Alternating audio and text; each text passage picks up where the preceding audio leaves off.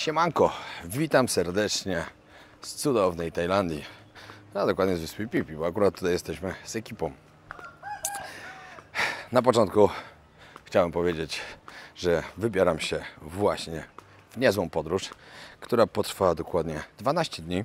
Będzie to taka szybka podróż, ale ze względu na to, że no po prostu na tyle tam się jedzie, w te rejony, które jadę.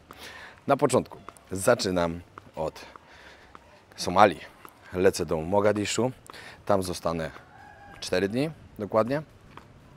Dokładnie 4 dni, 4 noce. Jakoś tak będzie po kolejny dzień, z samego rana wylatuję dalej. Następnie polecę do Somalilandu, czyli, żeby Wam to jakoś nakreślić, to jest część, która odłączyła się od Somalii. Oni mają swoją flagę, uważają się za osobny kraj, ale jest to kraj, który nie jest uznawany przez ONZ. Ale tam jest już bezpiecznie, zdecydowanie. No i tam spędzę 5 dni, znaczy to będzie takie 5 dni, 4 noce, a następnie polecę do Djibouti. Djibouti jest też kraj, który jest zaraz koło Somalii, Somalilandu. Mniej więcej tak. Będzie to naprawdę świetna przygoda, ponieważ jak wiecie lub nie wiecie, na polskim YouTube może są, ale ja nie widziałem jeszcze u nikogo odcinków właśnie z Mogadiszu, z Somalii.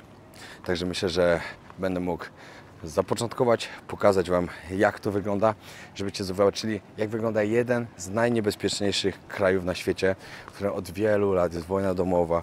Wiadomo, że tam bardzo źle się dzieje, jest okropna bieda.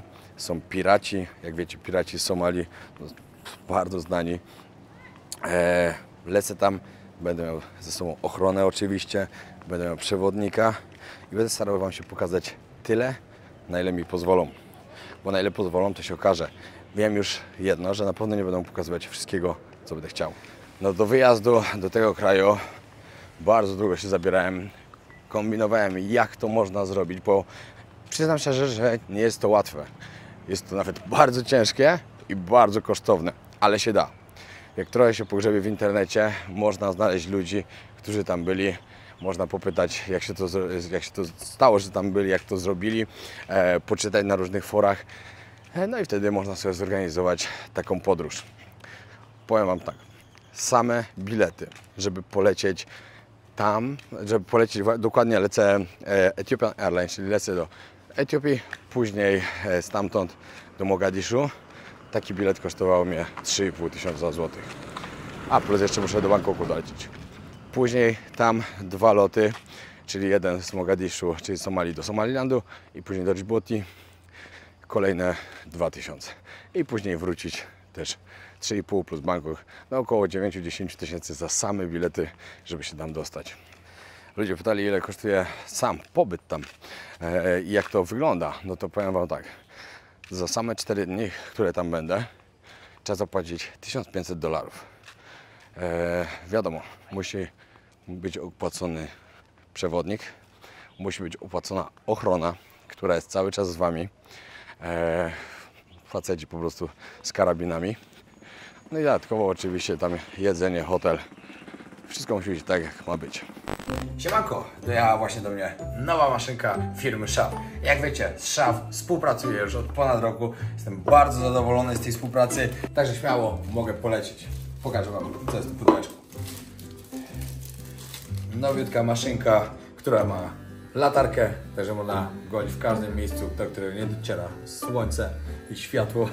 Dodatkowo jest wodoodporna, można używać pod prysznicem.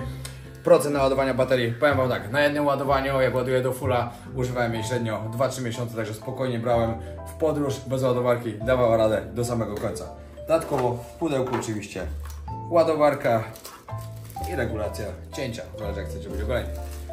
Także serdecznie polecam, pamiętajcie, miejsca intymne, bardzo ważne, żeby wygalać. Doda pewności to Wam i na pewno spodoba się Waszym kobietom. Dodatkowo na hasło Wojownik 20 dostajecie 20% zniżki, także serdecznie polecam. Na dole znajdziecie link. Pozdro. Poprosiłem Was o to, żebyście zadali pytania na YouTube, na Facebooku i na Instagramie. Jeśli jeszcze gdzieś tam nie jesteś w których tych mediów społecznościowych, to serdecznie zapraszam. Wszystko na bieżąco można tam fajnie znaleźć, szczególnie jeśli jakieś opóźnienie jest na YouTube, to już szybciej można coś tam zobaczyć, co się u mnie dzieje na Instagramie lub na Facebooku. Podróże wojownika. Pokażę Wam trochę inne rejony Phi Phi jeszcze, bo tutaj to sam nigdy nie byłem. Jestem totalnie w górach, gdzie żyją tylko miejscowi ludzie. No i jest tu hotel też właśnie nasz, w którym się zatrzymaliśmy, bo nic innego nie było nigdzie. Wszystko było totalnie zajęte na Phi Phi, ponieważ jest chiński Nowy Rok. No, dobra, zacznijmy od pytań. Czy zostaniesz piratem? Nie, jasne, że nie. Po drugie, temat tego na pewno będę poruszał w którymś z odcinków w Somalii. Na pewno poruszę temat piratów, jak to tam wygląda i tak dalej, czym to jest spowodowane, że w ogóle tam to jest, jak to zapoczątkowali, jak to się stało wszystko i tak dalej, i tak dalej. Także ten temat zostawię. Czy lecę na własną rękę, czy za pośrednictwem jakiegoś biura podróży? Tak, lecę za pośrednictwem biura. Nie można do Somalii sobie polecieć na własną rękę. Nikt Wam tam nie da wizy, nikt Wam tam nie pozwoli przylecieć. Także trzeba to robić wszystko z biurem podróży miejscowym, które wyśle Wam zaproszenie, pomoże Wam z załatwieniem wszystkiego, czyli przewodnika, ochrony, która będzie się Wami tam opiekowała. No, ale co to za biuro i tak dalej, to powiedzmy, że też zdradzę właśnie już jak będę na miejscu. Jak będzie wszystko fajnie, tak jak ma być, no to wtedy może nawet polecę. Polecę Wam, żebyście, jak ktoś będzie chciał, może skorzystać, bo pewnie po filmach jakaś tam osoba na pewno się zdecyduje też pojechać. Wiecie, wiele osób nie liczy się z tym na przykład, że nie wszędzie sobie można po prostu pojechać od tak o. Nawet jeśli bym miał powiedzieć, wymienić kraje, w których już byłem, w których nie da się po prostu pojechać sobie tak na własną rękę, to nawet taki Butan, do Tybetu też się nie dało. No teraz będzie na pewno też Somalia. Coś tam jeszcze gdzieś na pewno było, ale teraz akurat nie pamiętam. No, ale tutaj typowo trzeba z przewodnikiem. Ale fajnie jest to, że tak Wam mówiłem, jest taka strona, znaczy taka grupa na Facebooku. To jest taka podpowiedź teraz dla ludzi, którzy interesują się podróżami takimi trochę bardziej hardkorowymi. Every Passport Stamp. Możecie sobie wejść, zobaczyć i tam sobie wpisujecie po prostu słowa klucze i Wam wyskakuje. Tam podróżnicy z całego świata po prostu piszą jakieś fajne podpowiedzi, opisują swoje historie, jak gdzieś byli w danym kraju i tak dalej, i tak dalej. I ja właśnie tam znalazłem kontakt do biura z Somalii. Ja w ogóle zawsze myślałem, że na Phi Phi jak się jest, to tutaj w ogóle nie ma samochodów, nie ma żadnych dróg, a jednak jak się wyjdzie poza te turystyczne miejsca, no to widzicie, no to już jednak droga jest normalnie w górę. Jeżdżą tu takie samochody, żeby ludzi tam po prostu do hotelu dowozić. Jeżdżą jakieś motorki. Także troszkę się myliłem. Kolejnym pytaniem było to, czy lecę do Mogadiszu, czy w jakieś inne miejsce. Nie, jak się leci do Somalii, to można typowo tylko lecieć do Mogadiszu. To jest stolica oczywiście Somalii. I ten teren jest taki trochę bardziej trzymany tam, że jest trochę bezpieczniej niż w innych miejscach. Oczywiście nie mówię, że w 100%, bo no, jednak to jest Somalia, no ale tam można przylecieć. Tam można przylecieć, tam Was odbierają z lotniska właśnie i tak dalej, zajmują się Wami. Jest w miarę okej. Czytałem o paru podróżnikach właśnie, którzy tam byli i pisali mi, że właśnie z robieniem zdjęć i filmów w Somalii różnie bywa. Że później wiecie, Somaliland, Djibouti, luzik, żaden problem. Ale że w Somalii mogą się ludzie czepiać, że ludzie tam nie lubią być nagrywani. Że no, będę musiał bardzo zwracać na to uwagę i bardzo robić to z tajniaka nieraz, żeby właśnie nie widzieli, że nagrywam. Także zrobienie materiałów na pewno nie będzie tam łatwe. Będzie się trzeba bardziej postarać. Teraz pytanie w sprawie Djibouti. Czy ciężko było pozałatwiać wszystko, by się tam dostać? Nie wiem, czy ciężko. Ja po prostu płacę za to, że mnie tam odbierają właśnie. Będę miał tam, będą chcieli mi pokazać jak najwięcej się da w ciągu tych dni, które tam będę. No i to jest po prostu zorganizowane, bo przez to biuro, które załatwią Somalię, to mają pakiet taki, że jest Somalia, Somaliland i Djibouti. Także mam to wszystko po prostu w jednym pakiecie. Wiem, że do Dżibouti można pojechać na własną rękę, także doskonale o tym wiem, ale no, ja miałem po prostu to w pakiecie. Tak to wygląda. Pytanie takie ogólne, jakiego plecaka używam, jakim pojadę w podróż. No, ze względu na to, że to jest krótka, a zresztą, dobra, źle powiedziałem, czy jest krótka, czy długa, zawsze mam ten sam plecak. Chłopak, który idzie przede mną, ma ogromny, jeju, i jeszcze dodatkowy jeden plecak. Bardzo podziwiam podróżników właśnie, którzy podróżują z 2 plecakami. Z jednym przeogromnym, a z drugim jeszcze z przodu. Ja w ogóle nie widzę takiej opcji, żebym mógł tak podróżować, bo ja staram się zawsze jak najmniej ze sobą zabrać, bo wiadomo, im więcej weźmiecie, tym więcej będziecie nosić. Także nie jest to takie proste spakować nie wiadomo ile kilogramów. Ja mam plecak po prostu z Decathlonu. Kurczę, nie pamiętam teraz firmy, coś na Fy. Jest to 60 litrów. Wszędzie praktycznie wchodzi mi jako bagaż podręczny.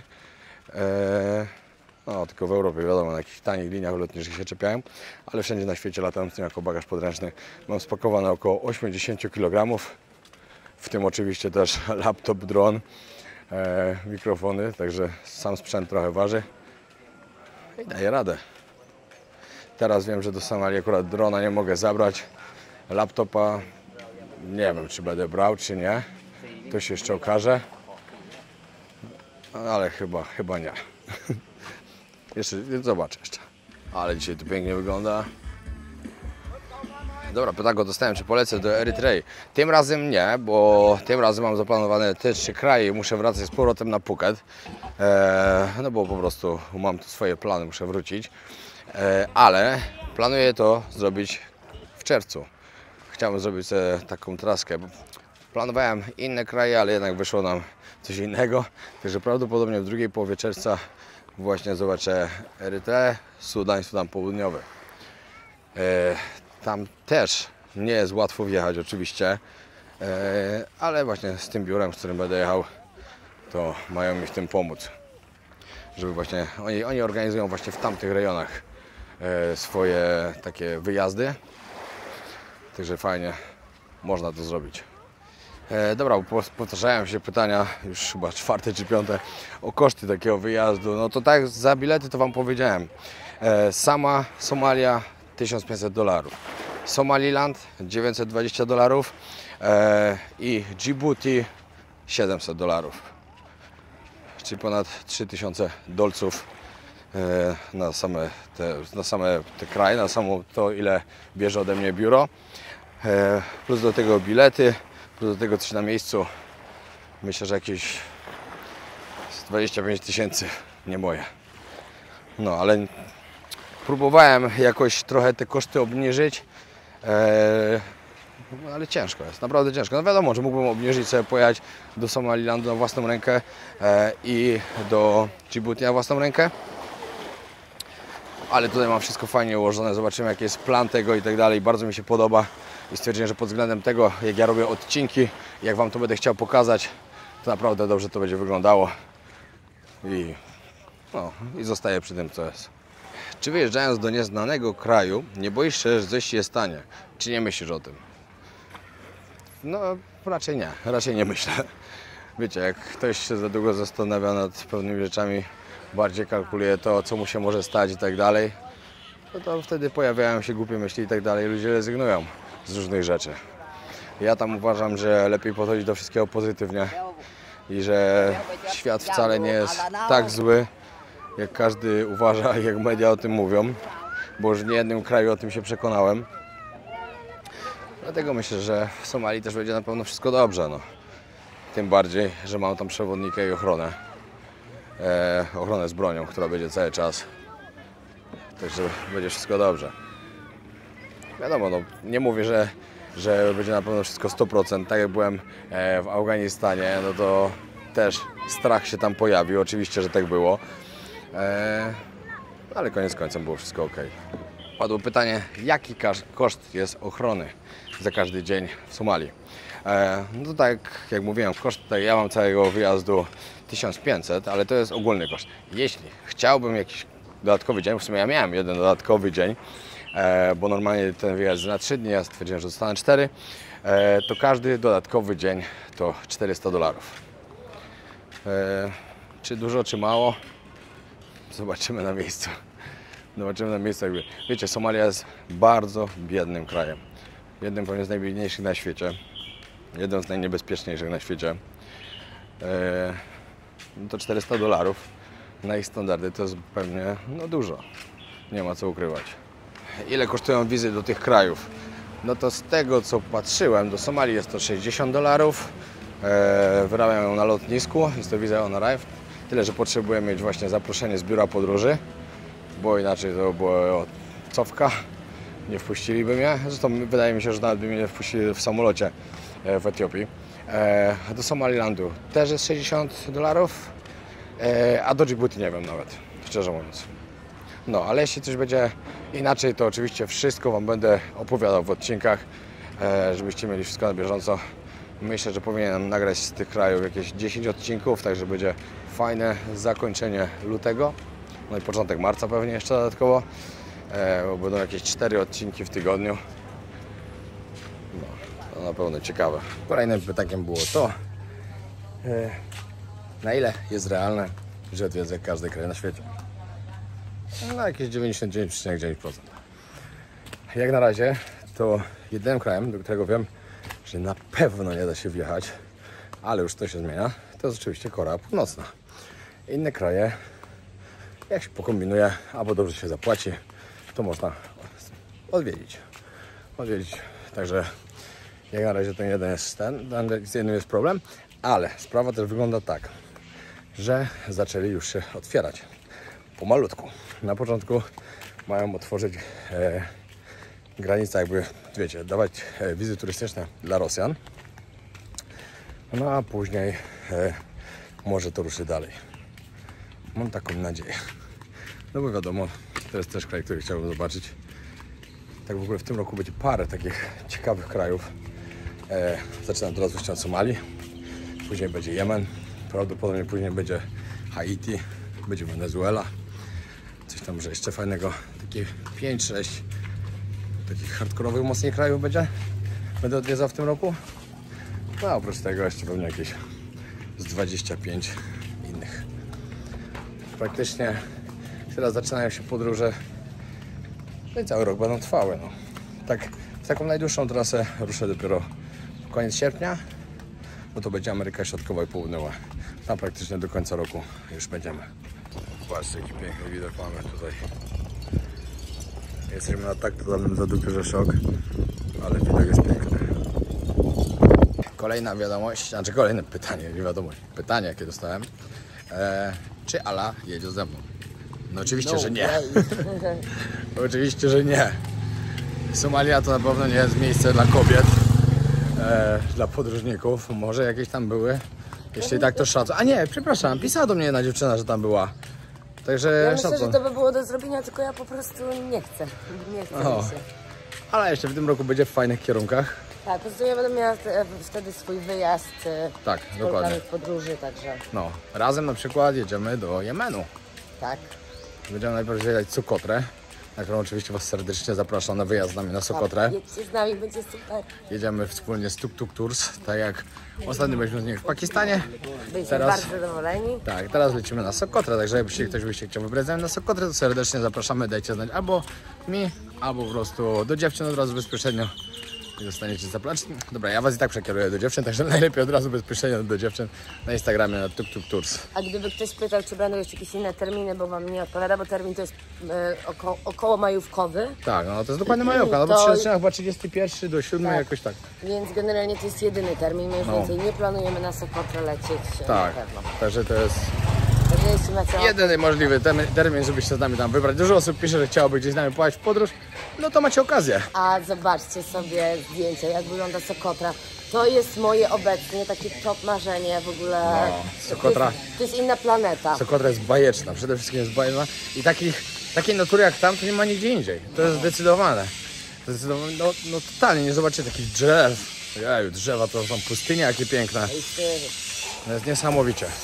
Wiecie, to nie jest taka zwykła podróż, taka zwykła, jakiś zwykły wyjazd wakacyjny. Bo tam śpimy w namiotach. Gotują dla nas, tak wiecie. To będzie taki fajny, przygoda. podróżniczy, przygodowy wyjazd. No. i przede wszystkim piękne, z piękną naturą.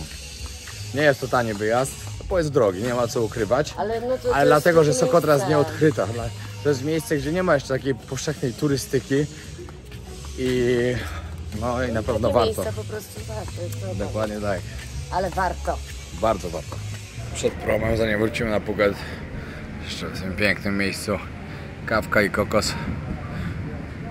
Pytanie kolejne było, jak mentalnie przygotowuje się do takiej wyprawy, jaką na przykład teraz jest wyjazd do Somalii. Jak wiemy, no, Somalia to nie jest kierunek, do którego ludzie jeżdżą. Nawet mało kto tam w ogóle jeździ, bo nie jest tam łatwo się dostać. No i zdecydowanie to nie jest miejsce turystyczne. Wiecie, tam od 30 lat była wojna domowa. Jak wam pokażę, jak wygląda Mogadiszu, to bardzo dużo miejsc tam jest po prostu zrujnowanych, zrównanych z ziemią, zburzone budynki. No i widać po prostu to wszystko, co tam się działo. No i powiem wam szczerze, że tak, no po wyprawach, jak byłem w Afganistanie, jak byłem w Syrii, to jestem na to gotowy po prostu. Wiem co mnie tam czeka, co tam zobaczę. No tylko miejmy nadzieję właśnie, że z ludźmi będzie wszystko w porządku, że nie będzie problemów, żeby się do nas dogadywać z ludźmi, żeby się nie czepiali. No bo to będzie właśnie najgorsze, jak ci ludzie będą utrudniali mi robić moją pracę. Wiem, że pewnie nieraz będę musiał kogoś przekupić tam, żebym mógł nagrywać. Przed chwilą właśnie oglądałem jednego podróżnika, też pisał, że zdjęcia można było robić, ale kompletnie nie można było nagrywać. No i ja zaznaczyłem w agencji, że jadę, czy pytałem, czy po prostu mogę nagrywać. Nie powiedziałem im, że jestem youtuberem oczywiście. Cały czas zastanawiam się, czy w ogóle to powiedzieć, bo z jednej strony może by mi pomogli, a z drugiej strony może by mi utrudnili, żebym tego właśnie nie wiadomo czego nie pokazywał i tak dalej. No. Także no, dość dużo teraz czytałem też na temat tego, co tam zobaczę, co mnie czeka, znaczy co zobaczę, jakie ciekawe miejsca i tak dalej, jak wygląda plan wycieczki. No, będzie niesamowicie. Ale wiecie co jest fajne? Że czuję ekscytację, że ruszam w podróż. Naprawdę. Jakoś ostatnio jak jechałem, wiadomo, tam bliskie kierunki, jak była taka Kambodża, Malezja i Brunei. No ale jednak do Afryki. Pół świata trzeba przelecieć. Dlatego wymagający kierunek i to bardzo, który robię. Są emocje i to bardzo fajne. Cieszę się, że tam lecę. I tym bardziej, że w planach miałem 4 miesiące po prostu tutaj siedzieć, trenować sobie i tak dalej. Ale ze względu, że uszkodziłem rękę, jak schodziłem z Kilimandżaro, mam cały czas pękniętą dłoń, już jakąś kostkę tam mam, nie wiem, coś jest zrobione, po prostu od 2 miesięcy boli cały czas. No to co chwilę wychodzi jakaś podróż. I to jest w miarę fajne, nie tracę czasu, chcę, żeby cały czas się coś działo na kanale, żeby było ciekawie i o to właśnie chodzi.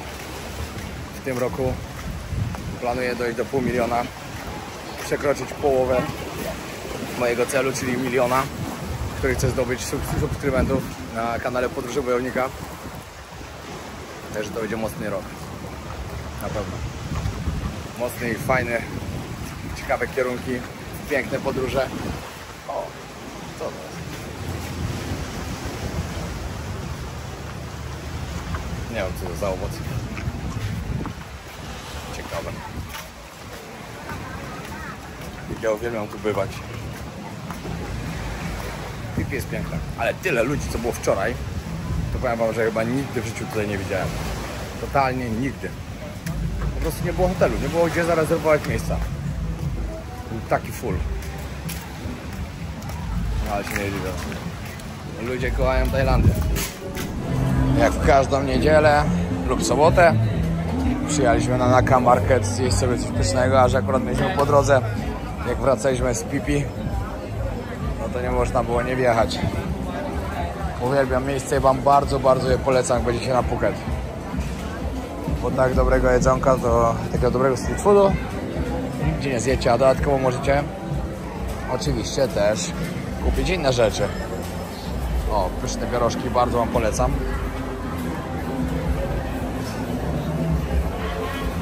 Sushi. Ja idę po kurczaka, a wy co chcecie? Ja idę po łososia. Po łososia? Pamiętasz, gdzie on był? No tam dalej, no. No a później wieczorem sobie pojedziemy do Phuket Town, bo w każdą niedzielę właśnie w Phuket Town jest też market. I to Wam totalnie polecam. Jak chcecie fajnie spędzić na Phuket niedzielę wieczór, to zdecydowanie jedźcie sobie tam właśnie.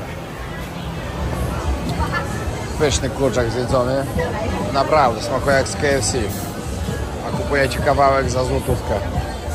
Albo stripsa za złoty 50. No i dobra, to było na tyle dzisiaj. Dzięki wielkie, że oglądaliście ten odcinek. Mam nadzieję, że będziecie ze mną w tej serii, która będzie już za niedługo. Startuje dokładnie 17-18 luty. Zobaczymy, czy pierwszy odcinek będzie w sobotę, czy pierwszy będzie w niedzielę. W czwartek już wylatuję do Somalii. Także wszystko zależy od tego, czy po prostu będzie internet tam na tyle dobry, żeby przesłać materiały, żeby już się mógł zmontować. Jeśli tak będzie, odcinki ruszą w weekend. Powiem Wam, że no, jestem podekscytowany, że tam lecę. Jestem podekscytowany, że będę mógł Wam to pokazać. Także jeśli ktoś tu jest jeszcze, co nie zostawił subskrypcji na kanale Podróże Wojownika, bardzo serdecznie polecam wcisnąć ten przycisk na dole i zasubskrybować kanał. Ze względu na to, żeby Was nic nie ominęło, bo odcinki będą spoko. I postaram się, żeby były jak najlepsze. Będę starał się rozmawiać z ludźmi, chociaż nie wiem, czy w Somalii będzie to możliwe, ponieważ wiem, że ludzie nie lubią się tam nagrywać w ogóle, nie lubią być nagrywani, a co dopiero jeszcze rozmawiać ze mną, ale będę starał się tak robić, żeby było jak najlepiej. Także pozdrawiam serdecznie, na razie trzymajcie się i do kolejnego odcinka.